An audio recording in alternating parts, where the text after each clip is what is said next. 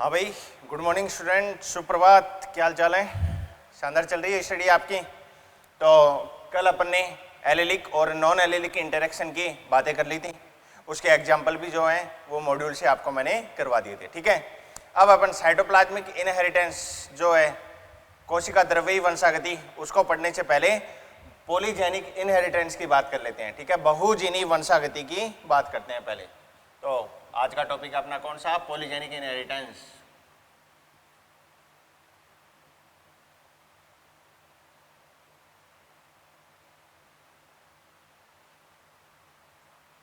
क्या मतलब है इसका? बहुजीनी वंशागति।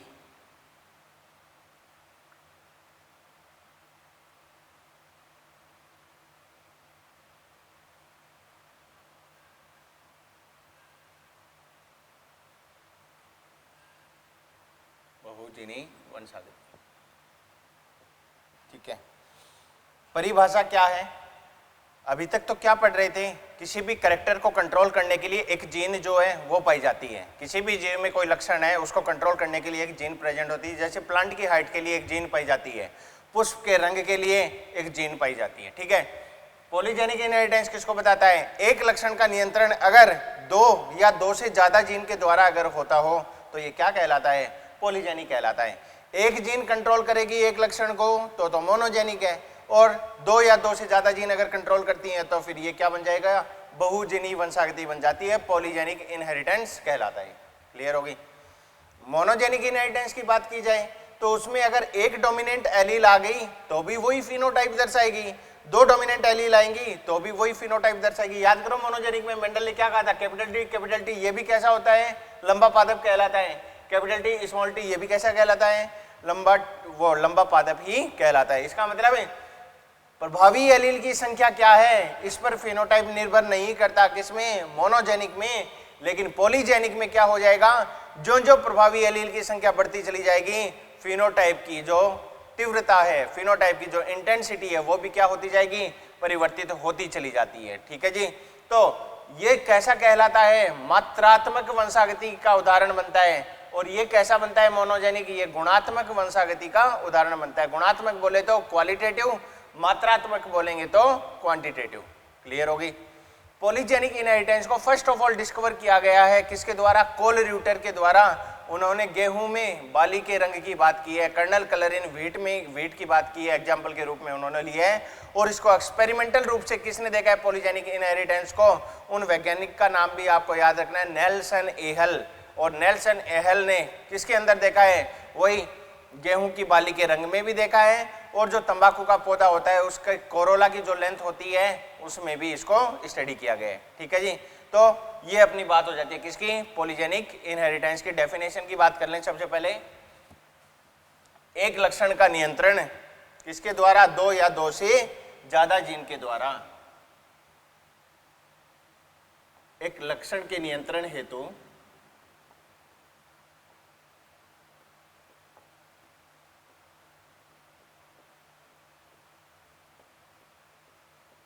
दो या दो से अधिक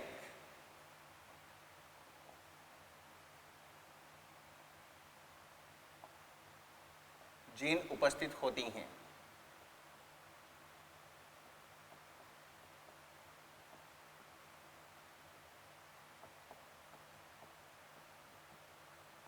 क्या कहलाता है? पॉलीजेनिक इनहेरिटेंस कहलाता है। ठीक है जी, ये जो वंशागति है ये तो इसकी डेफिनेशन होगी। इस वंशागति के दो प्रकार हैं, उनको मैं डिफाइन कर देता हूं। वंशागति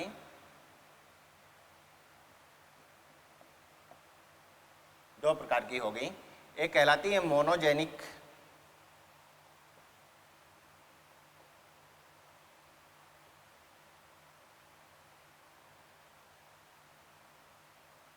और दूसरी कहलाती है पॉलीजेनिक, बहुजीनी वंशागति।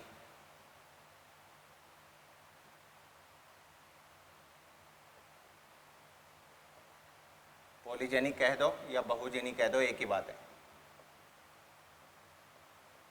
ठीक है, कितनी जीन? वन कैरेक्टर, एक लक्षण के लिए क्या पाई जाती है? एक जीन। और यहाँ क्या हो जाएगा? एक कैरेक्टर के लिए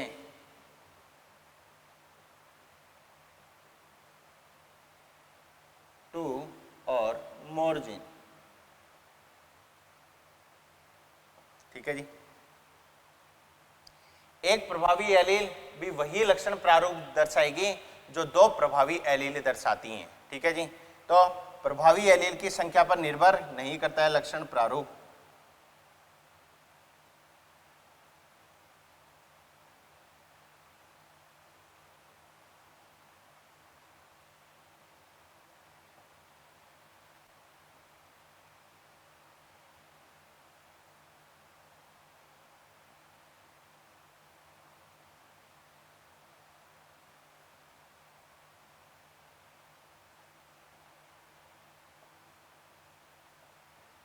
और यहाँ पर फिनोटाइप की जो इंटेंसिटी है, लक्षण प्रारूप की जो तीव्रता है, वो निर्भर करती है किसके ऊपर? प्रभावी एलील की संख्या के ऊपर।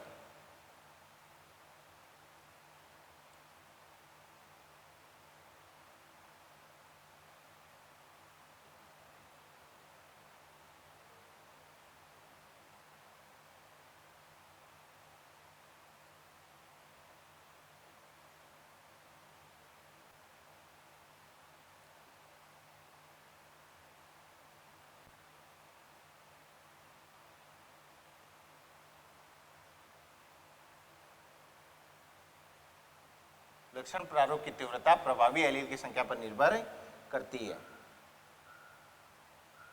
ठीक है जी। यहां अगर बात करें वंशागति मोनोजेनिक की अगर बात की जाए तो मोनोजेनिक को क्या कहा है? मात्रात्मक या गुणात्मक? इसको क्वालिटेटिव कहा जाता है। गुणात्मक वंशागति है ये।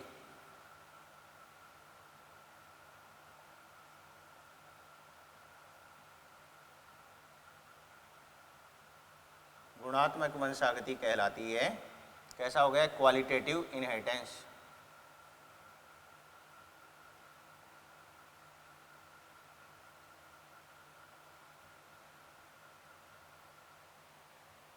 और ये कैसी होती है? मात्रात्मक वंशागति।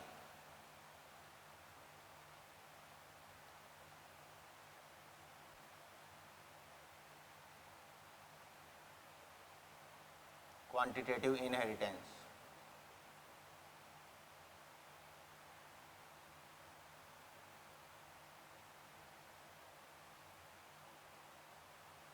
ठीक है। इसकी खोज तो किसने की है? मेंडल ने। खोज किसके द्वारा भाई? मेंडल द्वारा। और इसकी खोज किसने की है? कोलरियूटर।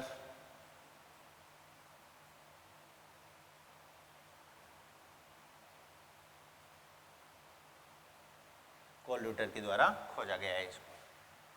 ठीक है। किसमें? टोबैको प्लांट में।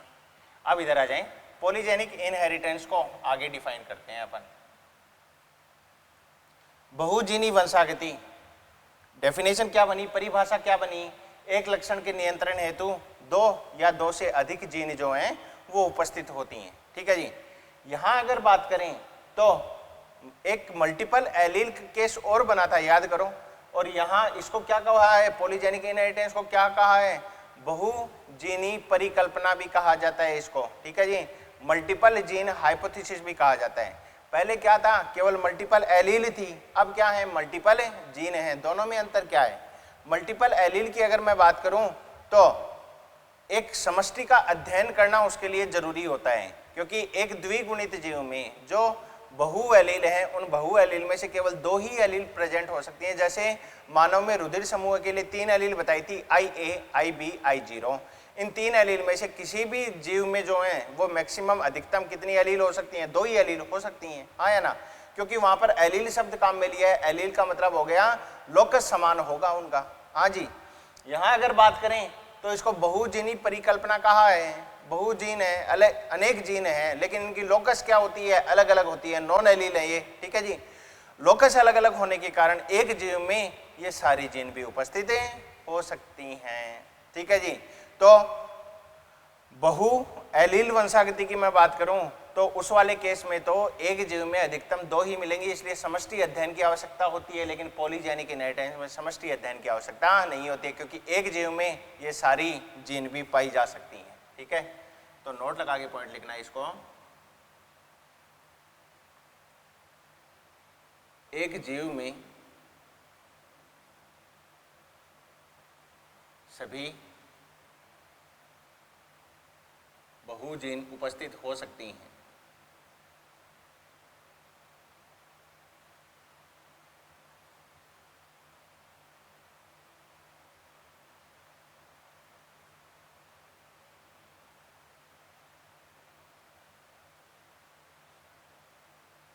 सभी पॉलीजीन उपस्थित हो सकती हैं। ठीक है, इसलिए इसके अध्ययन के लिए जनसंख्या अध्ययन की आवश्यकता नहीं है।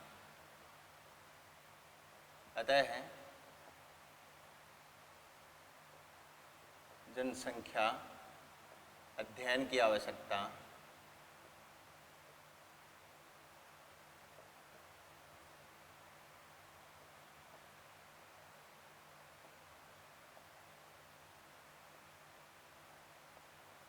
नहीं है।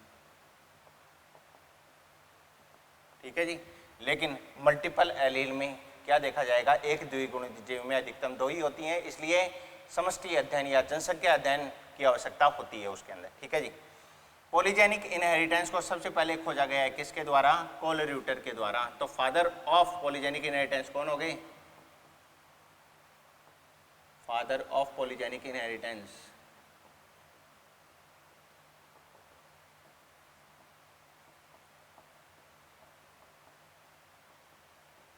बहुजनी वंशागति के जनक कौन है साहब, कोलरियूटर। ठीक है, किसमें डिस्कवर किया है, टोबैको प्लांट।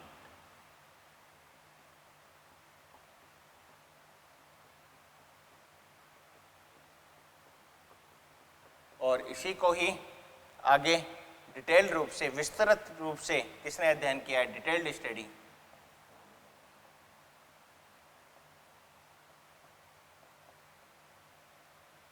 विस्तृत अध्ययन वो किसके द्वारा किया गया है, निल्सन ईहल।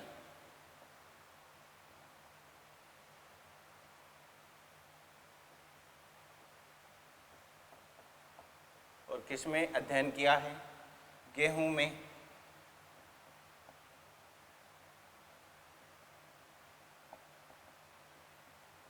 बाली रंग, बाली कर्नल कलर। ठीक है, और दूसरा उदाहरण है टोबैको में, तंबाकू में कोरोला की लंबाई, कोरोला लेंथ, कोरोला लंबाई।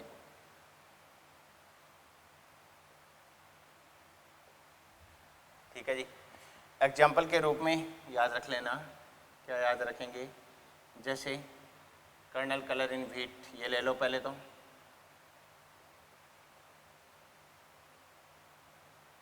किसके अंदर, गेहूं के अंदर, इन व्हीट। कितनी जीन होती हैं, 2 जीन के द्वारा नियंत्रित है ये। नंबर 2 बात करें, मानव की त्वचा रंग, मानव त्वचा रंग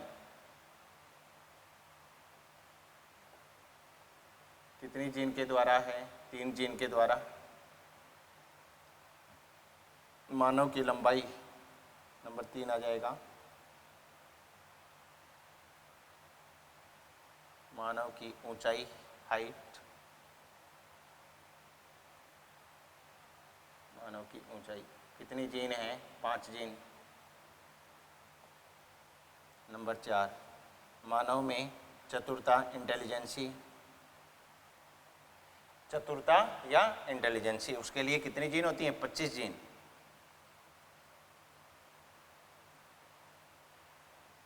इन ह्यूमन कितनी जीन हो गई, 25 जीन। इनका मतलब तो जानते हो ना, एक जीन का मतलब 2 एलील, तो यहाँ पर एलील कितनी हो जाएंगी, 4 एलील। यहाँ पर एलील की संख्या 6 एलील, यहाँ पर एलील की संख्या 10 एलील। दुगनी होती है ना, एक जीन की 2 एलील, 25 जीन में कितनी एलील, 50 एलील। ठीक है जी, तो ये अपना क्या कहलाता है, पॉलीजेनिक इनहेरिटेंस कहलाता है। वातावरणीय प्रभाव होता है किसके ऊपर, पॉलीजेनिक इनहेरिटेंस के ऊपर। ठीक है, इसलिए पॉलीजेनिक इनहेरिटेंस का अध्ययन करना इतना आसान नहीं है जितना आसानी से किसका अध्ययन किया जा सकता है, मोनोजेनिक इनहेरिटेंस को देखा जा सकता है। ठीक है जी। तो पॉलीजेनिक इनहेरिटेंस के ऊपर वातावरणीय प्रभाव अधिक होने के कारण इसका अध्ययन जो है वो आसानी से पॉसिबल नहीं होता है। ठीक है जी। अब पहला एग्जाम्पल अपन लेते हैं, जो गेहूं है उस गेहूं में कर्नल कलर की मैं बात करता हूं। ठीक है, उसके बाद मानव की जो हाइट है उसकी बात करेंगे।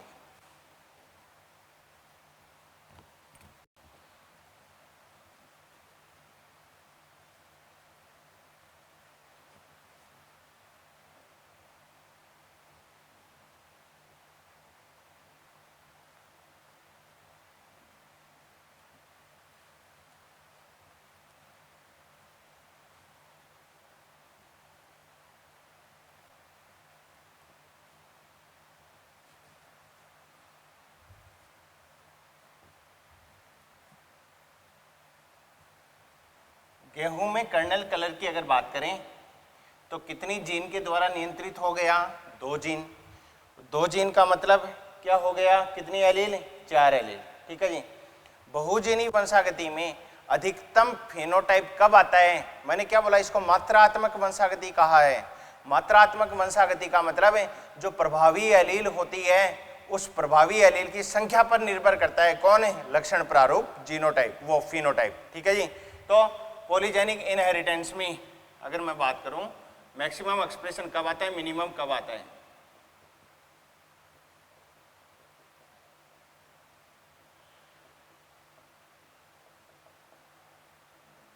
इसके बाद अभी एक बार ये मैक्सिमम मिनिमम बता दें, उसके बाद गेहूं में कर्नल कलर का एग्जांपल ले लेंगे। पॉलीजेनिक इनहेरिटेंस, अधिकतम मैक्सिमम प्रभाव, मैक्सिमम एक्सप्रेशन, और दूसरा आ जाएगा मिनिमम एक्सप्रेशन।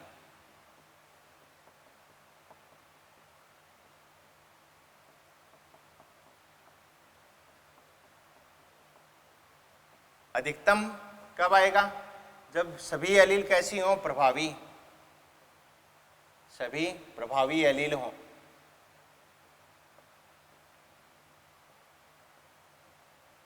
ठीक है जी। निम्नतम कब आता है, जब सभी एलील कैसी हों, अप्रभावी।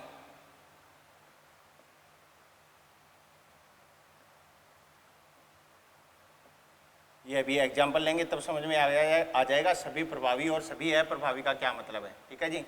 और अन्य जो फिनोटाइप आते हैं वो इन दोनों के बीच के आते हैं। ठीक है जी। अन्य लक्षण प्रारूप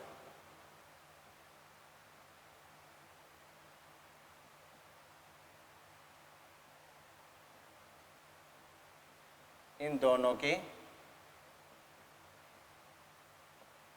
मध्य प्राप्त होते हैं।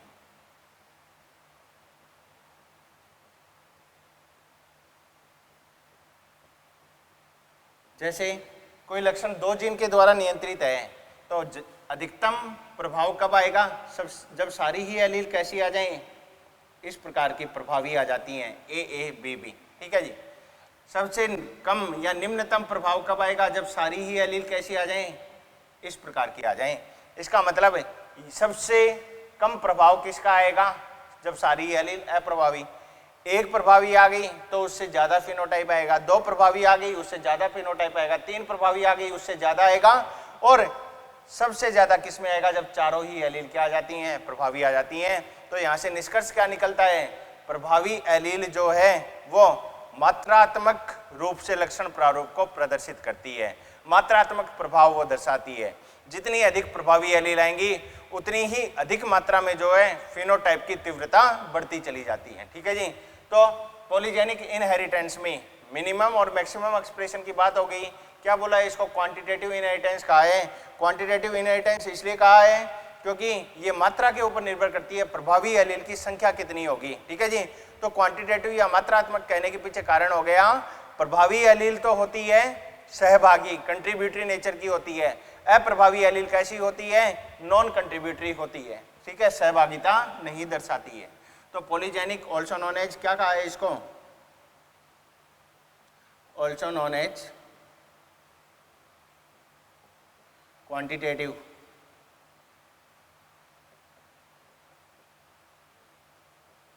क्वांटिटेटिव इनहेरिटेंस, मात्रात्मक वंशागति भी कहा है इसको,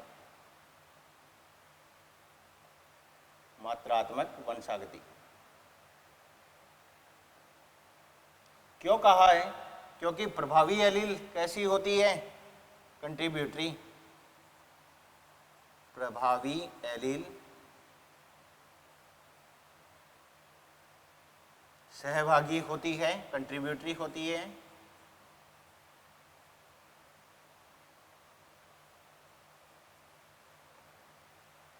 और अप्रभावी एलील कैसी होती है?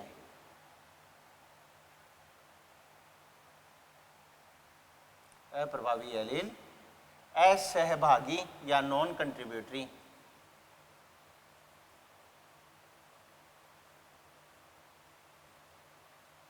नॉन कंट्रीब्यूटरी नेचर की कहलाती है। ठीक है, इसको नोट डाउन कर लें। इसके बाद कर्नल कलर इन व्हीट की बात करते हैं, मिटाऊं।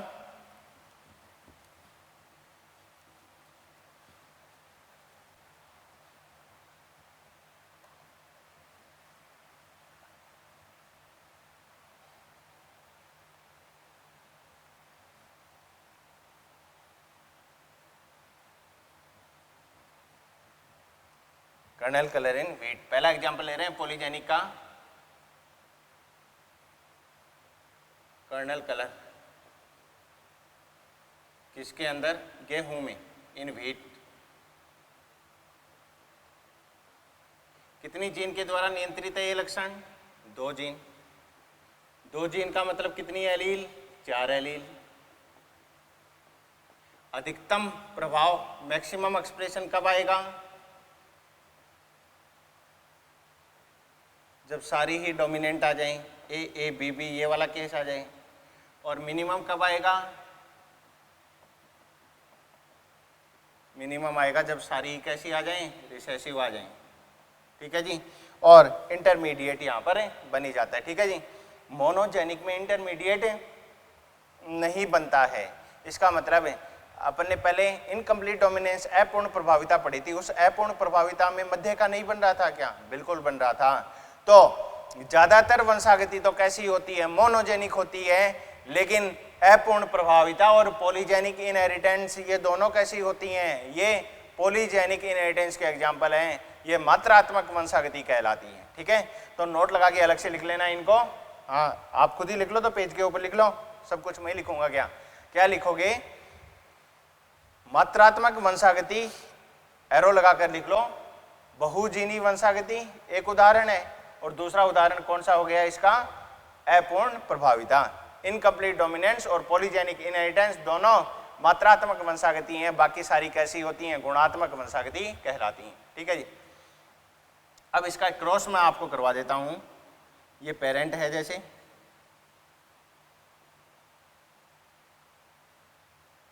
पेरेंट्स कैसे हो गए? एक पेरेंट है डार्क रेड, डार्क रेड। ठीक है जी। एक पेरेंट है वाइट। ये किसकी बात हो रही है? कर्नल के रंग की बात हो रही है। ठीक है जी। सीड कोट कलर भी इसको कह सकते हैं अपन। डार्क रेड है तो इसके लिए जीनोटाइप बना AABB। इसके लिए जीनोटाइप कैसा बन जाएगा? वाइट, वो sorry small a small bb। क्या बनाएंगे? युग्मक, गैमिट। यहाँ से gamete capital A capital B। यहाँ से गैमिट कैसा बना? Small a small b। F1 मिलेगा इससे अपने को, क्रॉसिंग होगी तो क्या मिलेगा? F1 AABB। ठीक है जी। अब ये बनता कैसा है? डार्क रेड सबसे ज़्यादा होता है 4 एलील के कारण। 3 एलील के कारण कैसा हो जाएगा? ये लाइट रेड हो जाता है। ठीक है जी। उसके बाद इंटरमीडिएट रेड हो जाता है। उसके बाद वेरी लाइट रेड हो जाता है। और सबसे लास्ट में कौन आ जाएगा? वाइट कलर जो है वो अपने को प्राप्त हो जाता है। ठीक है, तो ये अपने को क्या मिल जाता है? F1 generation. अब अपने को क्या प्राप्त करनी है? F2 प्राप्त करनी है। इसका मतलब है ऐसे का क्रॉस किसके साथ करवाया जाता है? ऐसे ही प्लांट के साथ में करवाया जाता है। ओके, ये क्या हो गया? सेल्फिंग। अब सेल्फिंग अगर इसकी करवाते हैं तो अपने को पता है गैमेट बना लो, यहाँ से 4 प्रकार का गैमेट, यहाँ से 4 प्रकार का गैमेट। गैमेट कैसे बनाते हैं? फोर्क लाइन मेथड से। हेट्रोजाइगस है, ऊपर नीचे लिखना है, कैपिटल बी स्मॉल बी ए को भी देना है, कैपिटल बी स्मॉल ए को भी देना है। कहने का मतलब इस ए की संभावना इस बी के साथ जाने की भी है, इस ए की संभावना स्मॉल बी के साथ जाने की भी है। तो 2 प्रकार के गैमेट तो कैपिटल ए के बनेंगे, 2 प्रकार के गैमेट स्मॉल ए के बन जाएंगे। तो भैया अगर इनके गैमेट बनाए जाते हैं तो गैमेट यहीं बना देता हूँ। जैसे मैं ये कैपिटल ए हो गया, स्मॉल ए हो गया, capital B small B, capital B small B, ठीक है। ये अपना फॉर्क बन गया और इस फॉर्क के आगे लाइन लगाई जाती है तो फिर गैमेट बन जाते हैं capital A capital B, capital A small B, small A capital B, और क्या बन जाएगा? स्मॉल ए स्मॉल बी, ठीक है। अपन मार्कर चेंज कर लेते हैं।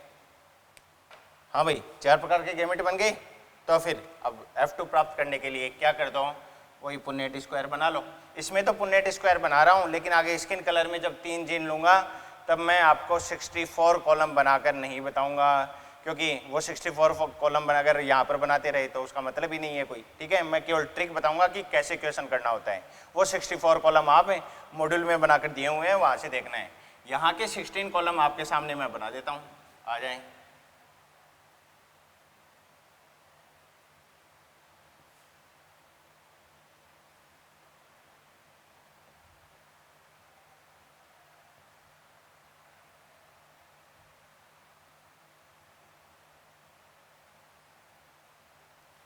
गैमेट जैसे 4 गैमेट इस पेरेंट ने बनाई वैसे ही ये बनाएगा। तो कौन कौन से गैमेट बने? Capital A capital B, capital A small B, small A capital B, small A small B. ऐसे 4 गैमेट इधर बना दो, ए बी हो जाएगा, कैप ए स्मॉल बी हो जाएगा, स्मॉल ए कैप बी हो जाएगा, स्मॉल ए स्मॉल बी हो जाएगा, ठीक है जी।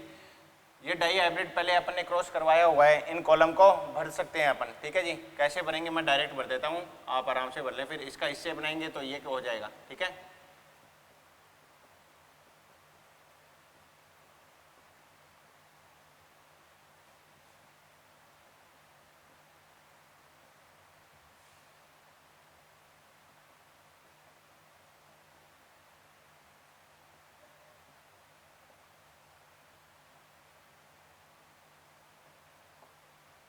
इसका इससे क्रॉस करवाऊंगा तो ये भरेगा, ठीक है ना, ए ए बी बी।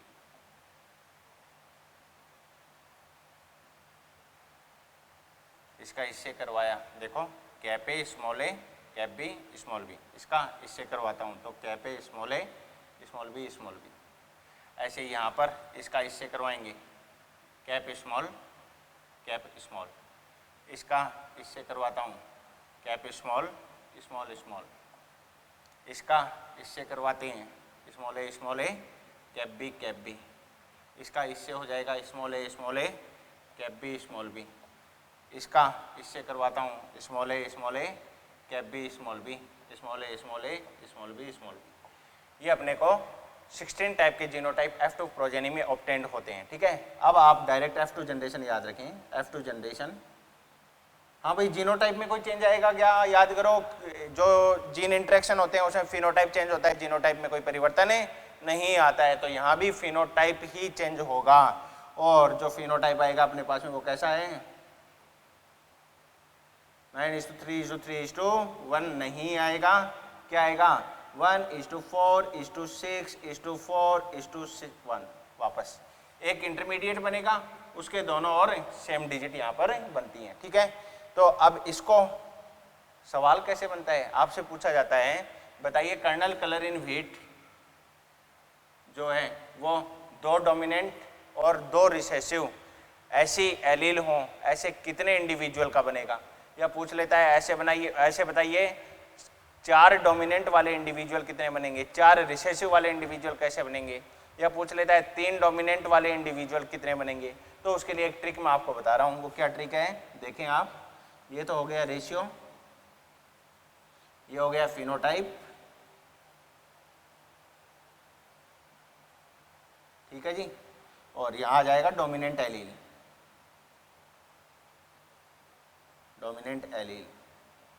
प्रभावी एलील, ठीक है। रेशियो क्या आ रहा है अपने पास में? 1 4 6 4 और 1, ये तो ऑब्टेंड हो रहा है। एक इंडिविजुअल तो ऐसा होगा जो कैसा होगा, देखें आप यहाँ पर डार्क रेड, डार्क रेड। 4 कैसे होंगे, लाइट रेड, हल्के लाल। 6 कैसे होंगे, इंटरमीडिएट रेड।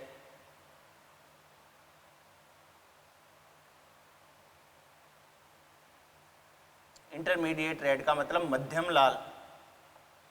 और 4 कैसे होंगे, ये लाइट रेड है, ये वेरी लाइट रेड, बहुत हल्का लाल, वेरी लाइट रेड।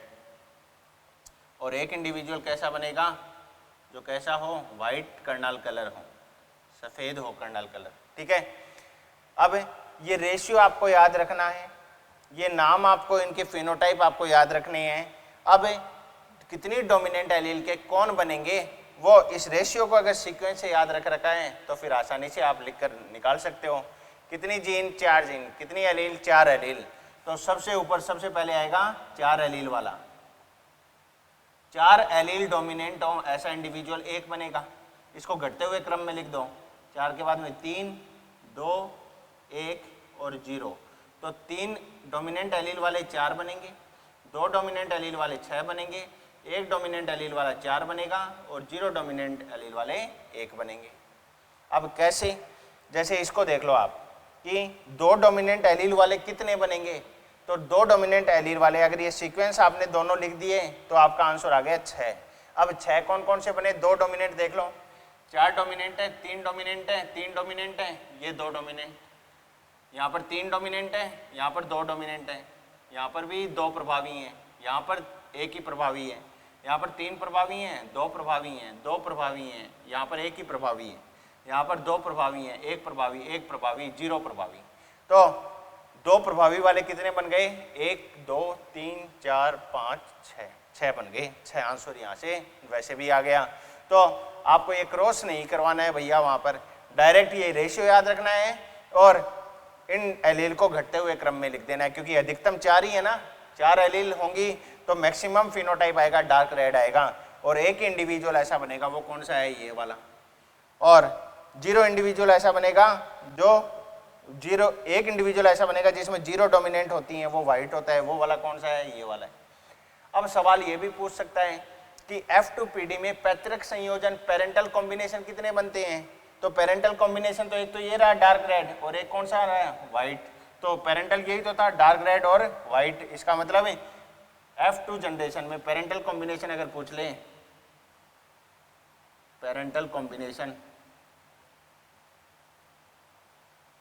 तो कितना आता है अपना, 1 + 1 बाई कितना, 16।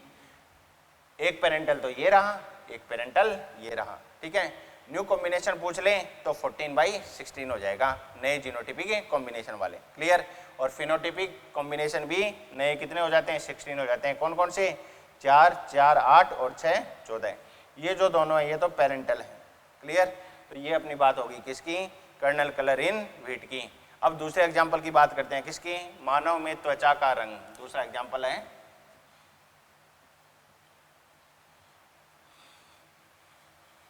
वीडियो को पॉज करके नोट डाउन कर लिया करो, ठीक है, बार बार नहीं बोलेंगे आपको। पहले मैं समझाता हूँ वो पूरा समझा करो और उसके बाद वीडियो को रोकना होता है और अपनी कॉपी में नोट्स बनाने होते हैं भैया।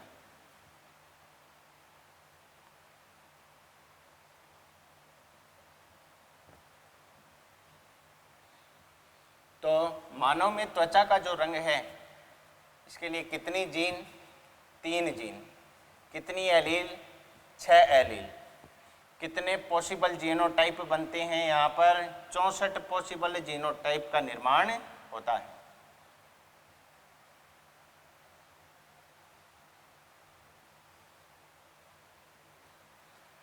तो अगला एग्जांपल लेते हैं, मानव में त्वचा रंग।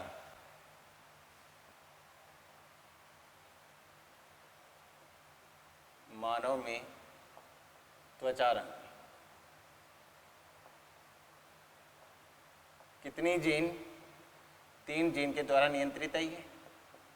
3 जीन मतलब कितनी एलील, 6 एलील। अधिकतम कब आएगा, मैक्सिमम कब आएगा, और मिनिमम कब आएगा? मैक्सिमम आएगा जब 6 की 6 एलील डोमिनेंट आ जाएं, A B B C C. Minimum कब आता है? जब 6 की 6 एलील रिसेसिव आ जाएं, ए बी बी सी सी। और इन दोनों के बीच में क्या बनते हैं? मध्य का जीनी लक्षण प्रारूप, मध्य का लक्षण प्रारूप।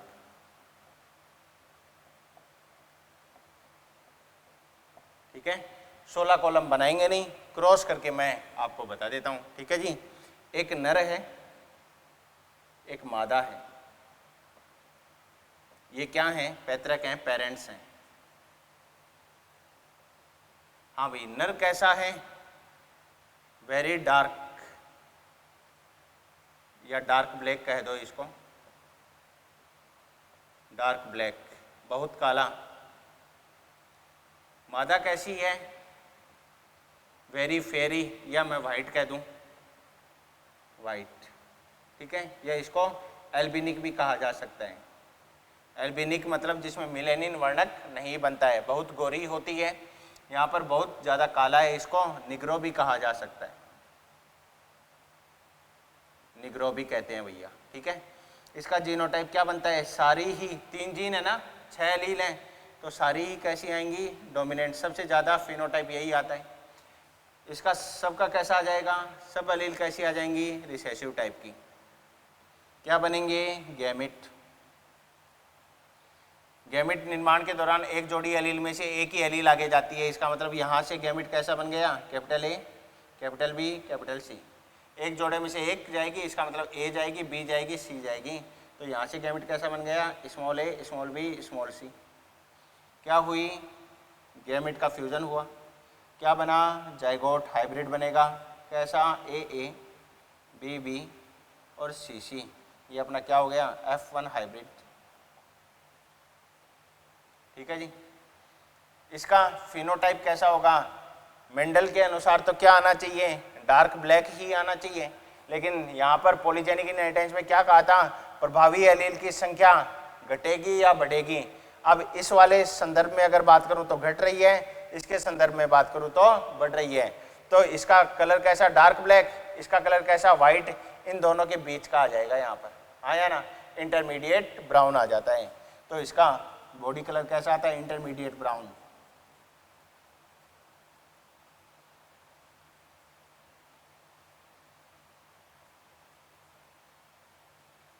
जिसको कैसा कहा जाता है? मुलेटो, मुलेटो कलर कहा जाता है। ठीक है, अब इसके गैमेट बना लो और ऐसा ही सेल्फिंग करवाओगे तो दूसरे का गैमेट हो जाएगा। तो इनके मध्य क्या हो जाती है? सेल्फिंग। और सेल्फिंग का मतलब है मुलेटो। मादा का विवाह किससे करवाया जाता है? मुलेटो नर के साथ में करवाया जाता है। तो 8 गैमेट तो ये बनाएगी और 8 गैमेट नर बनाएगा, 8 प्रकार के। ठीक है, तो भिन्न जीनोटाइप वाले गैमेट कितने बनते हैं? 8। इस तरफ 8 बनेंगे, इस तरफ 8 बनेंगे। अंटे अंटे कितना होता है? 64 होता है। 64 कॉम्बिनेशन बनेंगे। 64 कॉम्बिनेशन अपन नहीं बनाएंगे क्योंकि मॉड्यूल में बने हुए हैं भैया। ठीक है, तो डायरेक्ट आ जाओ F2 जनरेशन में। फिनोटाइप की मैं बात कर रहा हूँ। F2 generation phenotype. यहाँ पर जो फिनोटाइप प्राप्त होगा मानव के त्वचा रंग में, वो आपको याद रखना है 1:6:15:20:15:6:1। ये अपने को फिनोटाइप प्राप्त होता है मानव की त्वचा रंग के लिए। मैंने क्या कहा था? इंटरमीडिएट के दोनों और संख्याओं की डिजिट जो हैं वो क्या होती हैं? एक समान होती हैं। ठीक है, अब अपने से पूछ ले, बताइए 4 डोमिनेंट एलील वाले कितने बनेंगे? 5 डोमिनेंट एलील के कितने बनेंगे? 2 डोमिनेंट एलील के कितने बनेंगे? तो अपनी वही ट्रिक कौन सी? ये तो आ गया रेशियो, ये आ गया फिनोटाइप, और यह आ जाएगा प्रभावी एलील, डोमिनेंट एलील।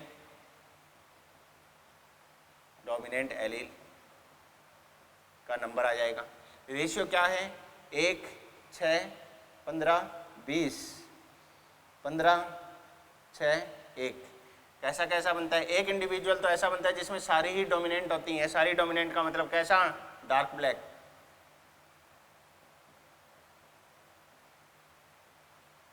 ठीक है। 6 कैसे, very dark brown.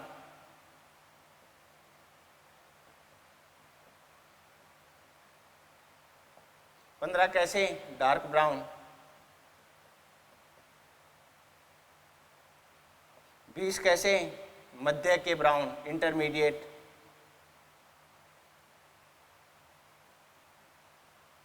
Intermediate brown. इधर वाले 15 कैसे, ये इंटरमीडिएट है, ये डार्क ब्राउन था, तो ये कैसा हो जाएगा, लाइट ब्राउन, हल्का भूरा। ठीक है। इधर इसके ऊपर 6 कैसे हैं, वेरी डार्क, तो ये हो जाएगा, ये 6 हो जाएंगे very light, very light brown. और एक कैसा हो जाता है, फेरी कलर, वाइट कलर, या एल्बिनिक इसको कह सकते हो, एल्बिनिक। ये इनकम्प्लीट ब्राउन, ये कैसा है, मुलेटो। ये डार्क ब्लैक, ये कैसा है, डार्क ब्लैक के लिए क्या वर्ड काम में लिया था, निग्रो। ठीक है। अगर ये रेशियो आपको याद है तो आपको ये भी पता है 6 एलील के द्वारा नियंत्रित है। तो सबसे पहले 6 की 6 क्या आ जाए, प्रभावी आ जाएं, तो 6 प्रभावी वाला 1 बनता है। घटते हुए क्रम में लिख दो, 6 5 4 3 2 1 0। 5 प्रभावी एलील वाले 6 बनते हैं, 4 प्रभावी एलील के 15 बनते हैं, 3 प्रभावी एलील के 20 बनते हैं, 2 प्रभावी एलील के 15 बनते हैं, 1 प्रभावी एलील का 6 बनता है, 0 प्रभावी एलील वाला 1 बनता है। अरे बोलो भाई। तो अपने से सवाल इस प्रकार ही यहाँ से बनता है कि कितनी प्रभावी एलील वाले कितने इंडिविजुअल जो हैं वो अपने को ऑब्टेंड होते हैं। अब यहाँ पर पूछ ले पेरेंटल कॉम्बिनेशन बताओ, तो पेरेंटल कॉम्बिनेशन एक तो ये रहा डार्क ब्लैक, एक ये रहा वाइट। इसका मतलब है 64 में से कितने बन गए, 2। तो यहाँ पर पेरेंटल कॉम्बिनेशन कितने बन गए, 1 + 1/64 आया ना, या 2/64 इसको कह सकते हो। और न्यू कॉम्बिनेशन या मैक्सिमम अगर पूछ ले तो मैक्सिमम कौन आ रहा है, ये 20 आ रहा है, और मैक्सिमम वाले का फिनोटाइप इंटरमीडिएट ब्राउन आता है। मैक्सिमम इंडिविजुअल कौन से फिनोटाइप के मैक्सिमम इंडिविजुअल बनेंगे, इंटरमीडिएट ब्राउन वाले। कितने बनेंगे, 20/64। ये 20 कैसे हैं, इंटरमीडिएट ब्राउन, इंटरमीडिएट ब्राउन। इस प्रकार के सवाल बनते हैं। तो इस प्रकार के सवाल आप इजीली कर ही लोगे। क्लियर। तो ये अपनी बात हो गई किसकी, पॉलीजेनिक इनहेरिटेंस की। इस पॉलीजेनिक इनहेरिटेंस में आपको 2 सूत्र याद रखने हैं, 2 फॉर्मूला याद रखने हैं जो न्यूमेरिकल में अपने काम में आते हैं। वीडियो को पॉज करके नोट डाउन करें, मिटाएं ये सब, ये मिटा दिया। और ये 2 फॉर्मूले कौन कौन से हैं वो देख लें आप।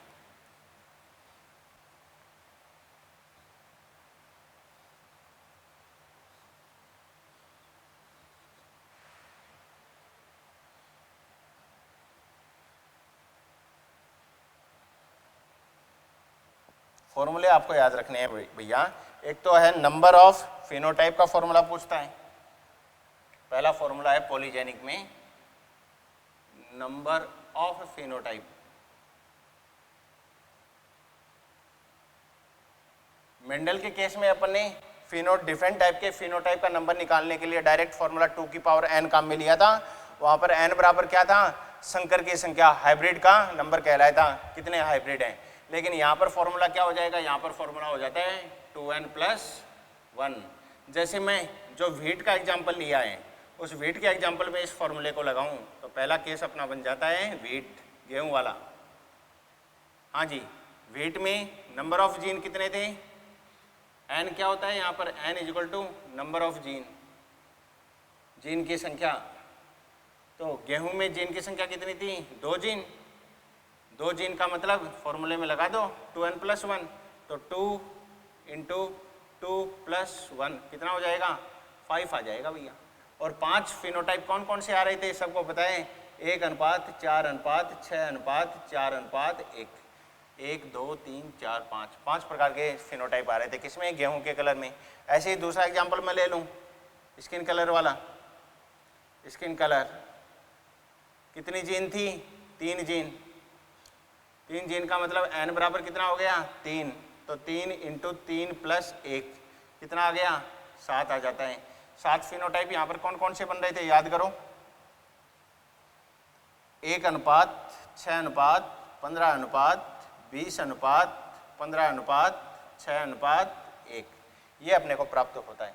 ठीक है, और ये तो हो गया पहला फॉर्मूला। दूसरा फॉर्मूला आता है प्रत्येक प्रभावी एलील का योगदान कितना होगा, contribution of each dominant allele कितना होगा, वो फॉर्मूला क्या है वो देखना। प्रत्येक प्रभावी एलील का योगदान वो कितना, क्या फॉर्मूला आता है, मैक्सिमम एक्सप्रेशन, सर्वाधिक प्रभाव, ये सवाल करेंगे तब समझ में आ जाएगा, माइनस मिनिमम एक्सप्रेशन,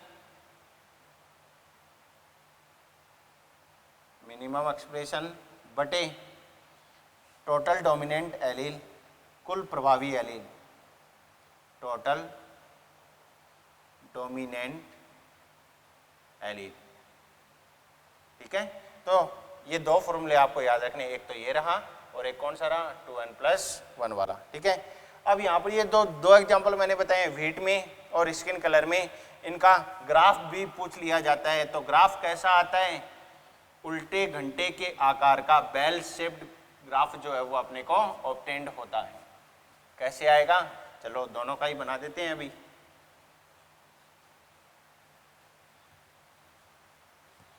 या ग्राफ देकर ये पूछ सकता है कि ये ग्राफ किसको बता रहा है, ऑप्शन में आएगा डोमिनेंस को, इनकम्प्लीट डोमिनेंस को, कोडोमिनेंस को, पॉलीजेनिक इनहेरिटेंस को। तो अपन आसानी से पहचान जाएंगे इनकी संख्याओं को देखकर कि पॉलीजेनिक इनहेरिटेंस की बात कर रहे हैं। जैसे व्हीट की मैं बात करूं तो व्हीट वाला जो ग्राफ है वो कैसा आएगा, और स्किन कलर वाला ग्राफ किस प्रकार आएगा, दोनों ग्राफ की बात कर लेते हैं।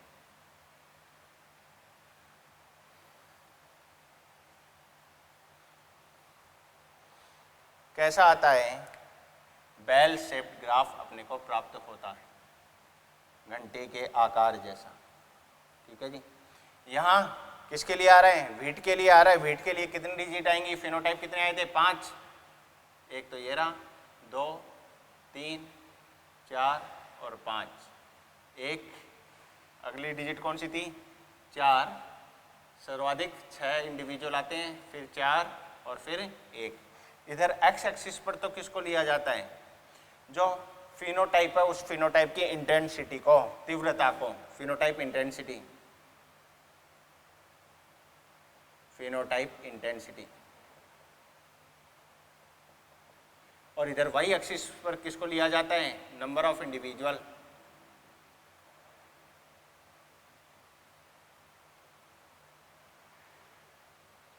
नंबर ऑफ इंडिविजुअल 1 है, 4 है, 6 है, फिर से 4 है, फिर से 1 है।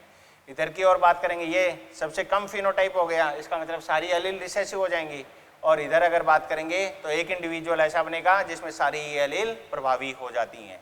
ऐसे ही त्वचा के रंग के संदर्भ में बात करें तो कितने बनेंगे, 7 बनेंगे, 1, 2, 3, 4, 5, 6 और 7 डिजिट क्या क्या बनेंगी वो देखें, 1, 6, 15, सर्वाधिक कौन बनता है, 20 बनता है, और उसके बाद 15, 6, 1 ये बन जाता है। ठीक है जी, इसमें सबसे ज़्यादा इंडिविजुअल की संख्या कहाँ बनती है, इंटरमीडिएट फिनोटाइप पर बनती है। इधर की ओर वापस वही क्या आ जाएगा, फिनोटाइप की इंटेंसिटी, फिनोटाइप इंटेंसिटी। ठीक है जी, तो ये पॉलीजेनिक इनहेरिटेंस की यहाँ तक अपनी बात जो है वो बेटा कंप्लीट होती है। कल इसके न्यूमेरिकल अपन देखते हैं कल के लेक्चर में, और साइटोप्लाज्मिक इनहेरिटेंस और सेक्स लिंक्ड इनहेरिटेंस ये भी छोटे टॉपिक हैं, इनको भी कल देख लेंगे। Okay, thank you.